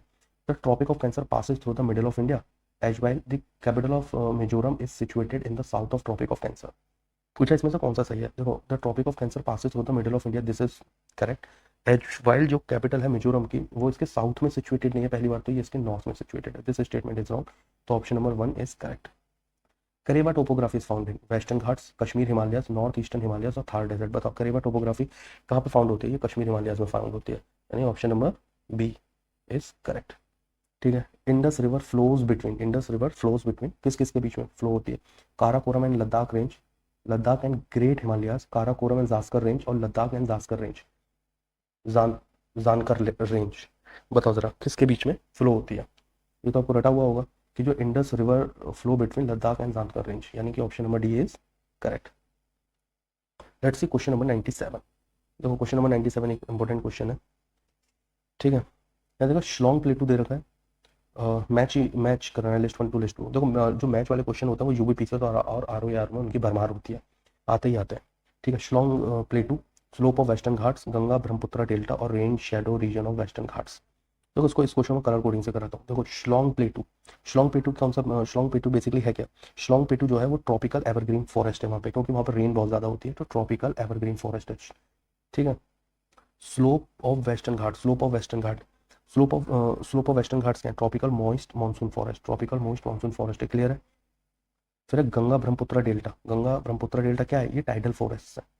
ठीक है। तो rain shadow region of western Ghats क्या है, ट्रॉपिकल ड्राई मानसून फॉरेस्ट है। सी इसका ये हो गया। देखो सेम जो कलर है वो उसके साथ मैंने मैच करने की कोशिश करी। याद रखना कि शिलोंग फॉरेस्ट है, प्लेटू है, वो ट्रॉपिकल एवरग्रीन फॉरेस्ट है।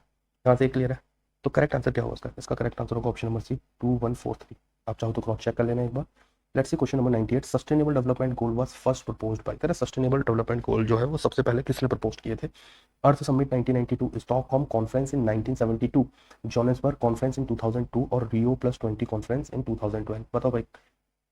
तो इसका करेक्ट आंसर होगा जो sustainable development goal was first proposed by, किसने प्रपोज किया था, Rio +20 conference in 2012। So correct answer क्या होगा, option number D is correct.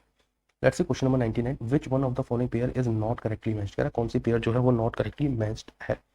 Ecosystem A G Tansley, 10% law, Odum, sequencing, Clement और बायोडाइवर्सिटी WG रोजन। कह रहा है नॉट करेक्ट। देखो इकोसिस्टम है, एजी टेंसले है, 10% लॉ, ओडम ये रॉन्ग है, सीक्वेंसिंग क्लीमेंट है ये भी सही है, बायोडाइवर्सिटी WG रोजन ने दी थी ये भी सही है। यहाँ तक क्लियर है।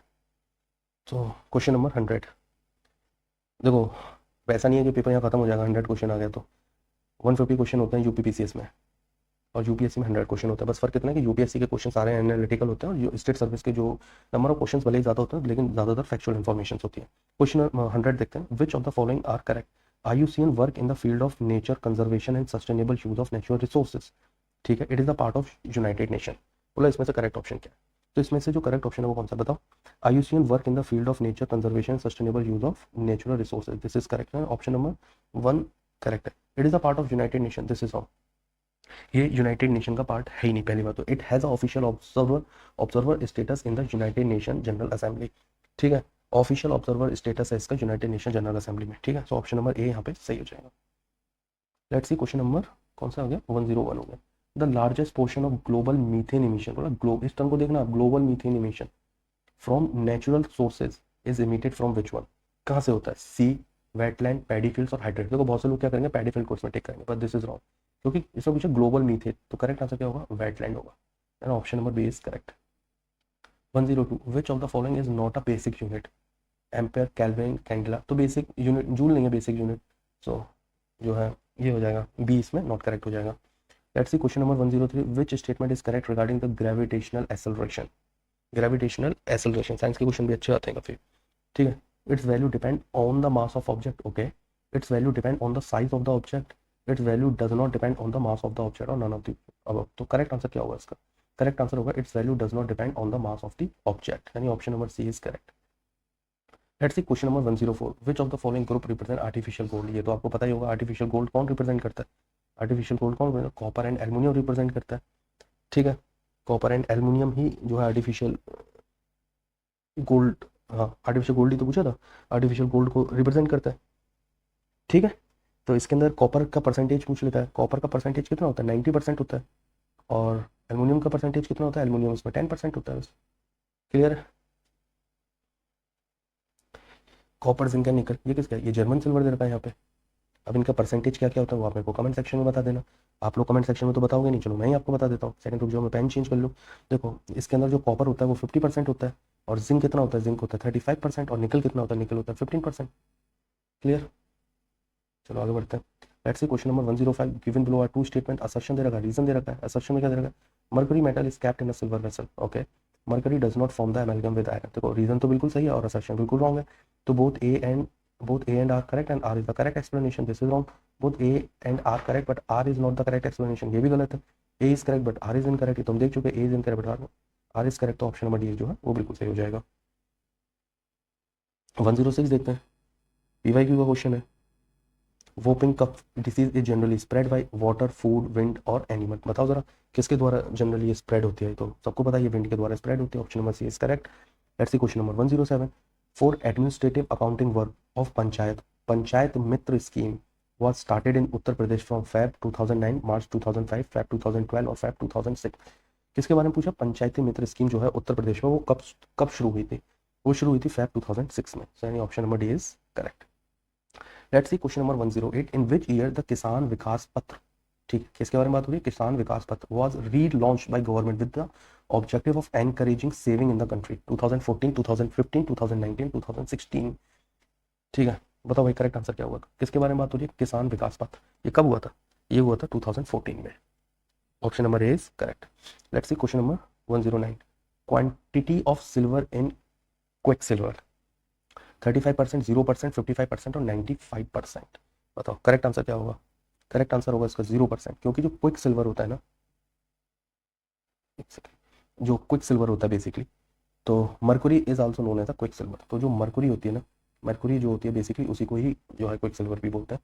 तो इसमें सिल्वर की क्वांटिटी कुछ भी नहीं होती। Let's see 110, a district having a minimum scheduled tribe population in Uttar Pradesh, कहाँ पर है भाई? बदायूं, बागपत, देवरिया और कन्नौज। बताओ कहाँ पर है minimum scheduled tribe population? Uttar Pradesh के किस क्षेत्र के अंदर है? करेक्ट आंसर क्या है इसका? बागपत, यानी option number B is correct. Let's see question number 11. What should be the minimum population of a state below which formation of panchayat at intermediate level is not necessary under the 73rd Constitutional Amendment Act? 10 lakh, 20 lakh, 30 lakh और 25 lakh। बताओ 11 का answer बताओ मेरे को क्या होगा? 11 का answer होगा क्या? 20 lakh। So option number B is correct. Let's see question number 12. Which of the following is not a basis for declaring national emergency in India? बहुत easy question है। War, external aggression, internal unrest और armed rebellion. Correct answer क्या होगा? ये मुझे बताने की जरूरत नहीं है, आप लोगों को खुद पता है इसका करेक्ट आंसर क्या होगा। इसका करेक्ट आंसर होगा internal unrest, option number C is correct. ठीक है, internal unrest is not a basis for declaring national emergency in India. National emergency का आर्टिकल क्या है भाई? नेशनल इमरजेंसी का आर्टिकल है आर्टिकल क्या? 352। कमेंट सेक्शन में यार बताया करो, कुछ थोड़ा बहुत एंगेज रहो, ऐसा थोड़ी है कि बिल्कुल भी एंगेज नहीं रहोगे। Let's see question number 113, consider the following statement are correct. इनमें से कौन सा सही स्टेटमेंट है? If the issue of disqualification arises under the 10th schedule, then the Speaker of Assembly will take a decision in the matter of Assembly. Okay, अभी देखते हैं इसे। His decision will be final, which cannot be judicially reviewed. Correct answer क्या होगा? देखो judicially reviewed नहीं हो सकता, ये तो वैसे ही रॉन्ग हो गया। तो option number 1 A is correct answer.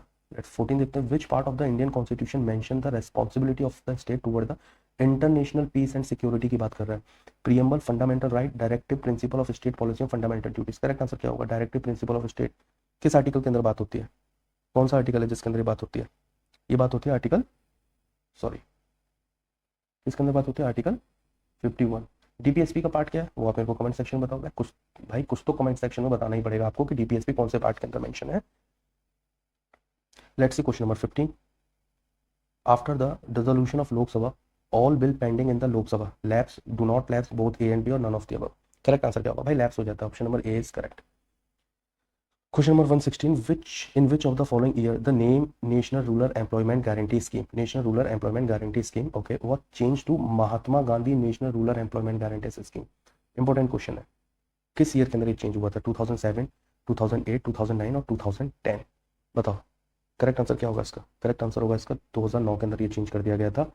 ठीक है. The name of national rural employment guaranteed scheme, national rural employment guaranteed scheme का नाम बदल के क्या कर दिया था? MG नरेगा. MG नरेगा. ठीक है. कब चेंज हुआ था? 2009 में. Let's see question number 117. प्रधानमंत्री कुसुम योजना was launch with the objective of, देखो कौन सी योजना है, देखो जो इंपॉर्टेंट कीवर्ड है उसको पहले आप हाईलाइट कर लो. कुसुम योजना की बात कर रहे हैं, प्रधानमंत्री कुसुम योजना. Objective of ending the dependence of farmers on diesel. ठीक है. By stabilising a solar power and connecting pump sets to solar power in the year. किस ईयर के अंदर? 2020, 2021, 2019 और 2022? बताओ. ये क्वेश्चन PYQ में भी और ये क्वेश्चन आ भी चुका है. बताओ करेक्ट आंसर क्या होगा? करेक्ट आंसर होगा 2019 के अंदर ये लॉन्च करी गई थी. कौन सी? प्रधानमंत्री कुसुम योजना. लेट्स सी क्वेश्चन 18 देखते हैं. Employ state insurance scheme in India was started in which year? 1947, 1952, 1955 और 1972? किस ईयर के अंदर शुरू हुई थी? ये शुरू हुई थी 1952 के अंदर. Option number B is correct. यहाँ तक क्लियर है ना? कोई क्वेश्चन के अंदर अगर डाउट हो तो प्लीज भाई, मैंने कमेंट सेक्शन ओपन इसीलिए करा है कि आप मेरे को बता सको कि हमको इस क्वेश्चन या इस टॉपिक के अंदर डाउट है. प्लीज आप हमें सेपरेट वीडियो बना के इसको दोबारा से एक्सप्लेन करें. मैं डेफिनेटली इस पर काम करूंगा और उसको एक्सप्लेन भी करूंगा. Let's see question number 19. whom among the following is such speaker of Lok Sabha who letter became the president? अब ये क्वेश्चन है. ठीक है. अब ये क्वेश्चन, अब आपने सिंपल जनरल स्टडी भी पढ़ी है तो आपको इसका आंसर रटा हुआ होगा. Speaker of Lok Sabha who letter become the president कौन थे? बताने की जरूरत भी नहीं है, ये आपको पता ही होगा. इसका करेक्ट आंसर क्या होगा? इसका करेक्ट आंसर था नीलम संजीव रेड्डी, यानी option number C is correct. 120 देखते हैं. The process of drying tobacco leaves is called, क्या कहलाती है? क्यूरिंग कहलाती है. Option number D is correct. 121 देखते हैं. As per census 2011 which of the following statement is correct? The child sex ratio 06 in India is decrease by 8 point compare to the year 2001. Okay. Nagaland is the state having the highest urban child sex ratio. पूछा क्या इसमें? Correct पूछा 121 का. Correct answer क्या होगा? देखो both the given statement is correct. The child sex ratio 06 in India is decrease by 8 point compare to the year 2001. ये भी सही है. The Nagaland is the state having highest urban child sex ratio, ये भी बिल्कुल सही है. तो option number C is correct. 122 देखते हैं. As per national health policy, as per national health policy 2017 the target has been set to reduce the total fertility rate to 2.1 at the national and sub national level by the year. कौन सी year के अंदर है? 2030, 2025 and 2035 and 2045? Correct answer क्या होगा? देखो इसका correct answer वो है जो हम रिसेंटली अचीव करने वाले हैं, यानी कि 2025 हम जो है कुछ ही महीने रहे, 2025 में हम लोग एंटर होने वाले हैं. ठीक है. तो करेक्ट आंसर क्या है इसका? Option number B. Let's see question number 123. Institution दे रखे, उनसे रिलेटेड एस्टैब्लिशमेंट ईयर दे रखी है. ठीक है. नाफेड, नाफेड का एस्टैब्लिशमेंट कब हुआ था? ये इसका एस्टैब्लिशमेंट हुआ था 1958 में. नाबार्ड, नाबार्ड का एस्टैब्लिशमेंट कब हुआ? 1982 में. Lead bank scheme, lead bank scheme कब आई थी? 1969 में. और ट्रिफेड, ट्रिफेड कब आया था? 1987 में. करेक्ट आंसर क्या होगा इसका? करेक्ट आंसर होगा option number D 4213. Let's see question number 124. Procurement price may be equal to minimum support price, less than minimum support price, more than minimum support price. Correct answer क्या होगा इसका? Procurement price की बात हो रही है, तो प्रोक्योरमेंट प्राइस की बात हो रही है. इसका करेक्ट आंसर क्या होगा? प्रोक्योरमेंट प्राइस जो होता है ना वो equal to minimum support price भी होता है और more than minimum support price भी होता है, यानी ऑप्शन नंबर ए भी सही है, ऑप्शन नंबर सी भी सही है, यानी कि D is the correct answer. Both A and C is correct. Let's see question number 125. मैं यहाँ पे लिस्ट 1 टू लिस्ट 2 दे रखा है और 5 ईयर प्लान दे रखा है, उनसे रिलेटेड मॉडल दे रखे हैं. बहुत इंपॉर्टेंट क्वेश्चन है. जो फर्स्ट 5 ईयर प्लान था वो किसने सजेस्ट किया था? वो होता है हैरोल्ड डॉमर मॉडल, यानी ऑप्शन नंबर, देखो ऐसे करो से, फर्स्ट का 2, सेकंड किसने सजेस्ट किया था? सेकंड सजेस्ट किया था महल नोबेस मॉडल ने, महल नोबेस मॉडल. फिफ्थ किसका था? फिफ्थ था DP Dhar model, DP Dhar model. और एट्थ किसका था? एट्थ था John W Muller model, John W Muller model. Correct answer क्या होगा? करेक्ट आंसर होगा 2143, यानी option number C is correct. Let's see question number 126. In April 2023 which of the following countries launched the golden license initiative to invite large scale investment project? तो किसने launch किया था ये? Correct answer क्या है इसका? करेक्ट आंसर होगा इसका बहरीन, बहरीन ने ये लॉन्च किया था, यानी option number A. Christina Koch, who became the first female astronaut to go to the moon under mission Artemis 2 in April 2023, is a resident of which country? किस country की है ये? UK की है, यूएसए की है, फ्रांस की है, जर्मनी की है? बताओ भाई, करेक्ट आंसर क्या होगा 127 का? करेक्ट आंसर होगा ये यूएसए की है, यानी option number B is correct. Let's see question number 128. In August 2023, among the following Asian elephant expert has been appointed as the vice chairman of IPCC, Intergovernmental Panel for Climate Change. किसको किया है? Current affair का question है. किसको किया है? ये किया रमन सुकुमार को किया, यानी option number B is correct. Let's see question number 129. In September 2023, 108 feet high statue of Adi Shankaracharya statue of oneness was unveiled at which of the following place? ये तो करंट अफेयर में बहुत रहा था, तो ये तो पता होना चाहिए आपको. कहाँ पे इसको करा था? इसको करा था ओमकारेश्वर, मध्य प्रदेश के अंदर इसको लाए गए थे, यानी ऑप्शन नंबर ए जो है is correct. Let's see question number 130. In September 2023, इंद्रजाल developed by Grain Robotics company was unveiled this, an AI powered anti drone system and anti submarine missile, a traffic control system और radar. बताओ भाई, इंद्रजाल किससे related है? This is the India's first AI powered anti drone system. India का पहला AI powered anti drone, India का पहला anti drone system है ये. Option number A is correct. Let's see question number 131. In July 2023, which state government launched Project Rail to provide quality education to the children? Madhya Pradesh, Uttar Pradesh, Jharkhand और केरला. तो किस state ने ये शुरू किया है? ये शुरू किया है बेसिकली झारखंड ने, ऑप्शन नंबर सी. झारखंड में मेरे काफ़ी अच्छा दोस्त भी रहता है वैसे. Let's see question number 132. In July 2023, Mukhara village became the India's first insured village in which state it is situated? Jammu and Kashmir, Tamil Nadu, Telangana और Chhattisgarh. Mukhara village became India's first insured village कहाँ पे सिचुएटेड है ये? बेसिकली ये है तेलंगाना में, so option number C is correct. Let's see question number 133. TV Somanathan committee was constituted by the central government in April 2023, whose objective is review the national pension system NPS, investigation of Hindenburg case, evolution of higher educational institution, review of acquisition rule. Correct answer क्या होगा? जो TV Somanathan committee है वो किसके लिए आई थी? वो आई थी review the national pension system NPS के लिए आई थी, यानी option number A is correct. Let's see question number 134. In July 2023, which of the following state became the first state in the country to implement creche policy? Haryana, Kerala, Rajasthan and Himachal Pradesh. अगर current affair पढ़ा होगा तो आपको पता होगा फर्स्ट क्रेच पॉलिसी जो है किस स्टेट ने इंप्लीमेंट करी है. बेसिकली ये इंप्लीमेंट करी थी हरियाणा ने, यानी option number A is correct.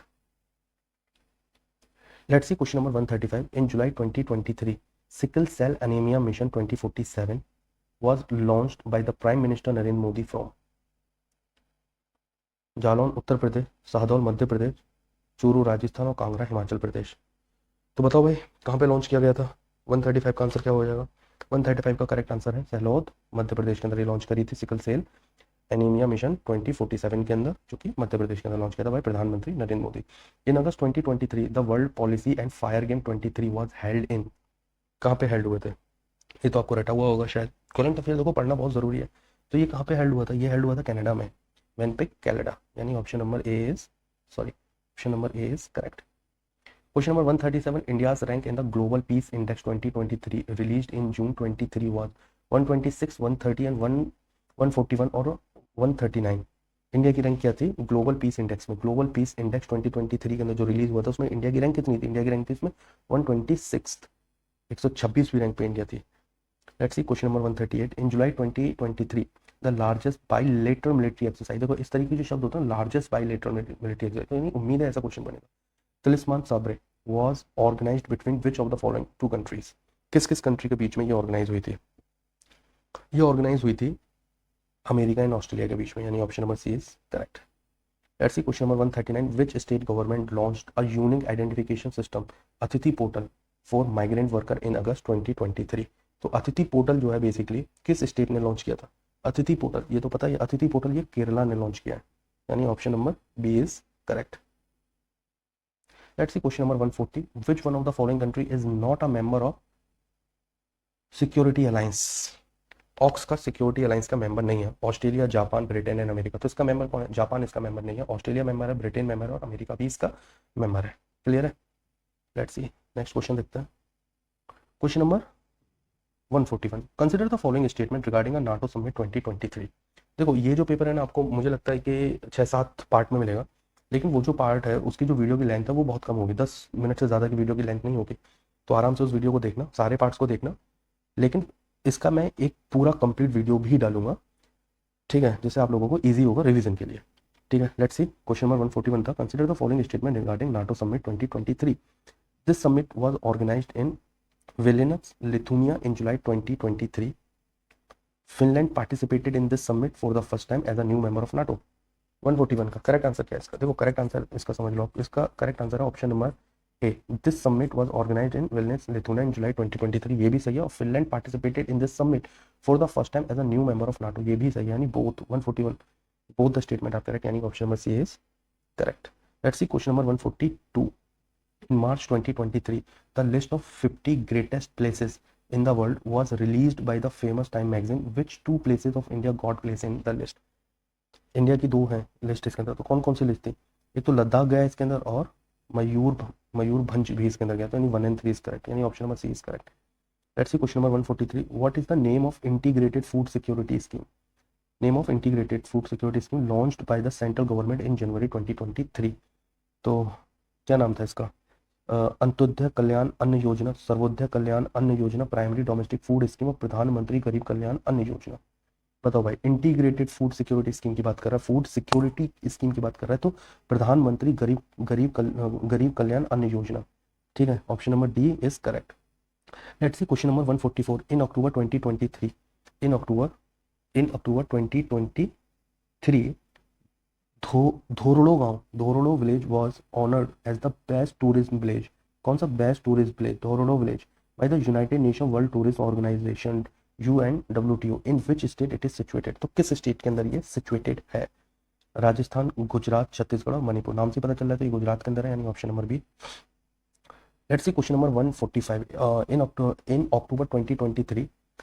2023 Jhula Ghat suspension bridge was constructed to connect India and which country? किस कंट्री को कनेक्ट करने के लिए झूला घाट सस्पेंशन ब्रिज का निर्माण किया गया है? तो ये नेपाल को कनेक्ट करने के लिए करा गया है, यानी option number B is correct.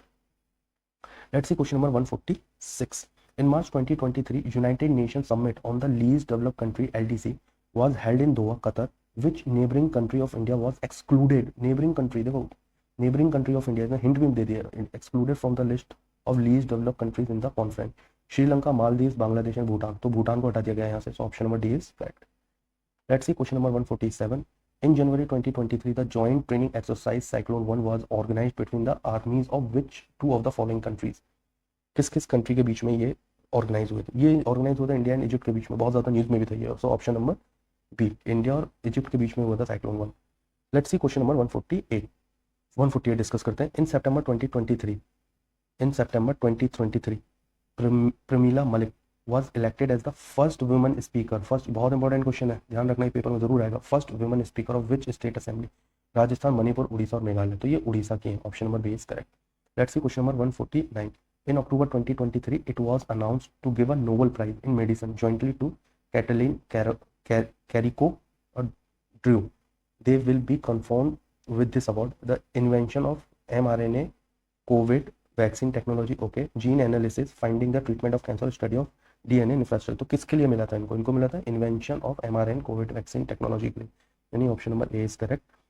Which country of middle east launched first lunar rover Rashid in Jain 2023? United Arab अमीरात, ईरान, इराक और लीबिया। तो ये किसने लॉन्च किया था? ये यूनाइटेड अरब अमीरात ने लॉन्च किया था, यानी कि option number A is correct, option number A is correct.